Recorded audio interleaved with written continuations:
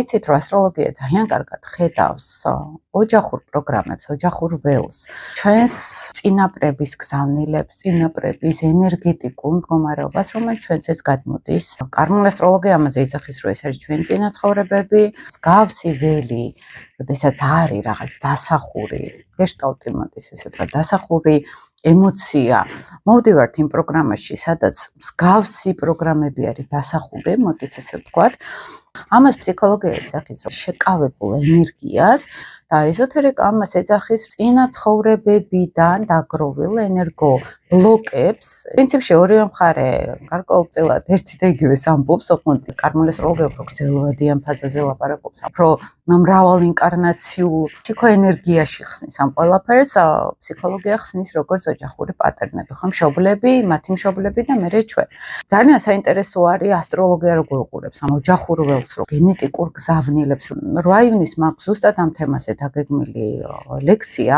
ვისაუბრებ ისეთ რაღაცებს, რაც ვიდეოებში არ ვაჟღერებ და ამას აქვს თავისი მიზეზები, რადგანაც აქ უნდა იყოს კონტაქტი, აქ უნდა იყოს ძალიან ჩამოყალიბებული მუშაობის ეტაპების ჩემ ცხოვრებაში, როგორ ვხედავდი ამ ყველაფერს, რა კვლევები მქონდა. კონკრეტულად ასტროლოგიურ პირადრუკებზე როცა ვმუშაობ, სად გავდივარ მუდმივად, ხო? ანუ ეს არის უკვე ფაქტიურად კვლევაზე დაფუძნებული ინფორმაცია, რომელიც ასევე ლიტერატურაში, როგორც კარმულ ასტროლოგიაში ჩანს, ოღონდ კიდევ უფრო განვავრცელდა ჩემი აზრით და კიდევ უფრო სიღრმეები დავინახე, რომელიც შეიძლება ლიტერატურაში არ იწეროს.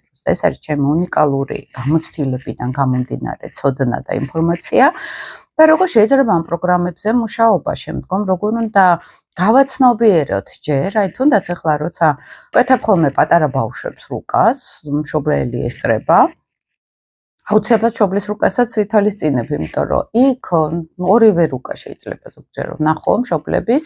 ზოგჯერ არის საერთოდ ახლა მოდიან რო აი დედას გაუკეთე რუკა, შვილიც დიდი არის და მის პატარა ბავშვს და პირდაპირ ჩანს ამ სამთაობაში, ამ რუკაში ვის ენერგეტიკულ მემკვიდრეთ არის შვილი. შეიძლება იყოს როგორც პოზიტივი, ისე ნეგატივი გადასული ბავშვზე და რა თვისებებზე უწევს ადამიანს გამკლავება და ხშირად არის ხოლმე ესეთი მომენტი, რომ აი დედა არის ისე, რომ აი რაღაცნაირად ვერ მართავ ამ სიტუაციას, ხო? იმიტომ რომ მისთვის ეს ენერგეტიკულად შეიძლება საერთოდ უცხო იყოს და იყოს მამის ენერგოველზე, ხო? ხანდახან არის, რომ დედას რა ემოციაც აქვს, მაგალითად, ან მამამისთან, ან მეუღლესთან, შვილს იგივე პროგრამა უსის და ფაქტიურად დედა-შვილი ერთნაირ კარმულ ემოციაში არიან მამაკაცის მიმართ თუნდაც, ან პირიქით ქალების მიმართ.